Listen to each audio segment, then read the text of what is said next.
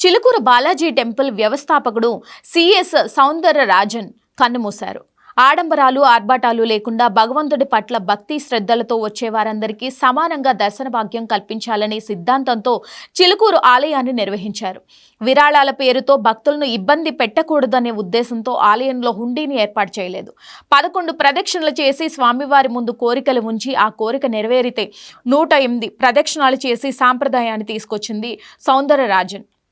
Visa బాలాజీగా ప్రసిద్ధి గావించిన చిలుకూరు దేవాలయంపై 2006లో అప్పటి ఉమ్మడి రాష్ట్ర ముఖ్యమంత్రిగా ఉన్న వైఎస్ రాజశేఖర్ రెడ్డి కన్నుపడింది.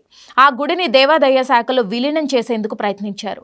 ఆ రోజుల్లో చిలుకూరు బాలాజీ ఆలయం ప్రధాన అర్చకులుగా ఉన్న సౌందరరాజన్ వైఎస్ ప్రభుత్వం ప్రయత్నాలను తీవ్రంగా వ్యతిరేకించారు.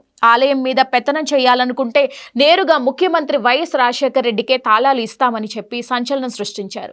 అప్పటికే తిరుమల వెంకటేశ్వర స్వామికి 7 కొండలపై హక్కు లేదు, 2 కొండలే టీటీడీ పరిధిలోకి వస్తాయనే జీవో తీసుకురావడంతో వైఎస్ ప్రభుత్వం తీరుపై భక్తుల్లో తీవ్ర వ్యతిరేకత వచ్చింది. అలాంటి పరిస్థితుల్లో చిలుకూరు ఆలయం స్వాధీనం చేసుకునే విషయంలో అప్పటి రాజశేఖర్ రెడ్డి ప్రభుత్వం వెనుకడుగు వేసింది.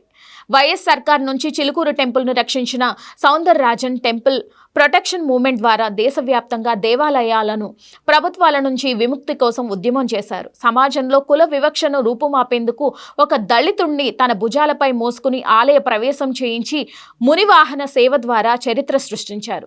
కమర్షియల్ ట్యాక్స్ డిపార్ట్మెంట్లో డిప్యూటీ కమిషనర్గా పనిచేసిన పదవి విరమణ తర్వాత శేష జీవితాన్ని పూర్తిగా భగవంతునికే అంకితం చేశారు. చిలుకూరు క్షేత్రాన్ని కేవలం ఒక గుడిగా కాకుండా నిరాడంబరతకు మారుపేరుగా తీర్చిదిద్దారు.